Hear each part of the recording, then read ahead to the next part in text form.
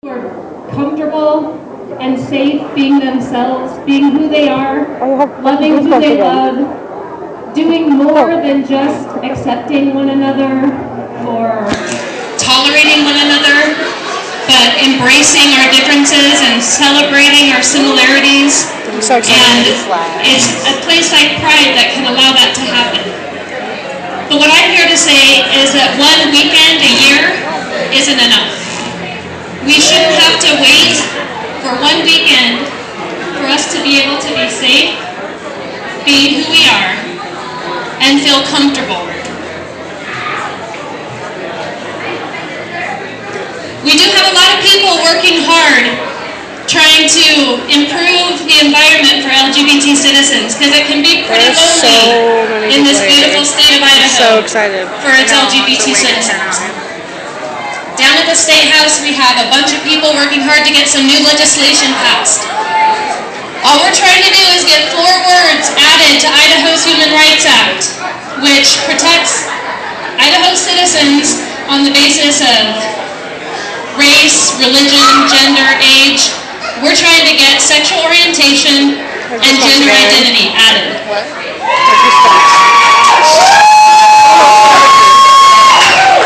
Thank you. It's super important because as appalling as it is, it's still legal in the state of Idaho in the year 2011 to fire someone for being gay. I didn't know that. Or for being transgender, or for just appearing to be gay. It's still legal to deny them housing. It's still legal to deny them schooling. That makes me so And that's what we're trying to get changed. We have a champion in our corner. Senator Nicole Lefevre has been working so hard, and out of the 105 legislators down at the State House, we do have a handful or two in our corner, including Pocatello's own Senator Malpiai, who sponsored the bill this year. We have a wonderful group of folks who came down to the State House and lobbied our legislators, and they listened to us, but they wouldn't give us a hearing. So then we held a statewide day of action last January, and all across the state in different cities there were different gatherings held. And there's no way they could have missed it, but they still wouldn't give us a hearing.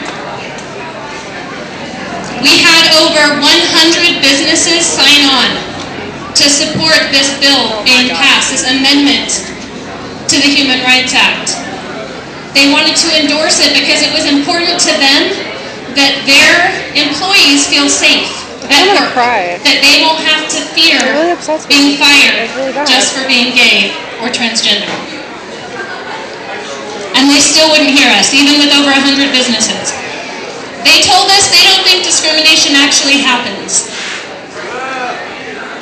They told us they don't think their constituents would support this kind of legislation. What they don't know, actually they do know, we told them this. There was a statewide survey done in 2006 across the entire state, every region, across all political parties, and a majority of Idahoans, over 60%, said it should not be legal to fire someone for being gay.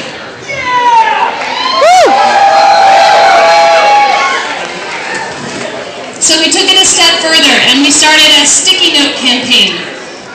And a group of us all wrote down on sticky notes why it was important to each of us for this legislation to be passed. For example, my 10-year-old son wrote, "I want my mom to have the same rights as everyone else." And we took him down to the State House and we posted him on the doors of the State Affairs Committee room. And security took him down. And so we put more up and we took pictures of it and put it up on our website, and security took him down. And then the messages started pouring in from across the state. People who didn't live in Boise, who couldn't get down to the State House, started emailing us and texting us their messages. And we'd write them on the sticky notes and we'd take them down to the State House and put them up on those doors. And they took them down. All we wanted was for Republican leadership to understand why this was important to us, for this legislation to be heard, just to get a hearing. That's all we were asking for. As Senator Lefevre said, she wanted them to hear what this means to our lives, to our families, to our children, to our friends in rural areas who aren't safe when they walk down the street holding hands with their partner, who lose their jobs, who lose their educational opportunities. We waited too long for them to hear us, and it's time for it to stop, and it's time for them to hear us.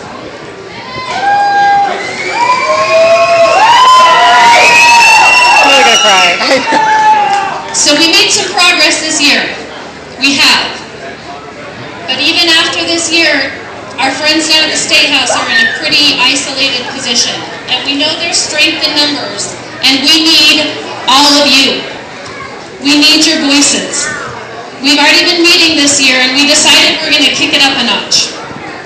We're going to keep our momentum moving us forward. We're bringing back our sticky note campaign, only we're not going to keep it just to the doors of the State Affairs Committee room. There won't be a spot in the State House this year that isn't safe from our sticky notes. So come January, when the session begins, we need your messages. You can go to our website, which is www.4idaho.org, the number 4idaho.org/human rights.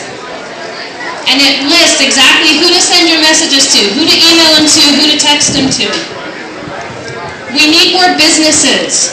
We need to double and triple the number of businesses we have. We need you to ask your employers to go to the website. It's easy. You just sign a petition on the website, and their business is added to the list of employers in Idaho who find it important for their employees to feel safe. We need your voices. We need your calls. We need your letters to those legislators down at the State House so they understand that it is important to the people of Idaho and that there are more than just a handful of gay people down in Boise who want this to happen. The only way we're ever going to be able to change anything is if we stay involved. I know that there's a lot of people who've been fighting for so long for this to happen, but there are a lot of wonderful things happening right now, so we have to stay involved. We can't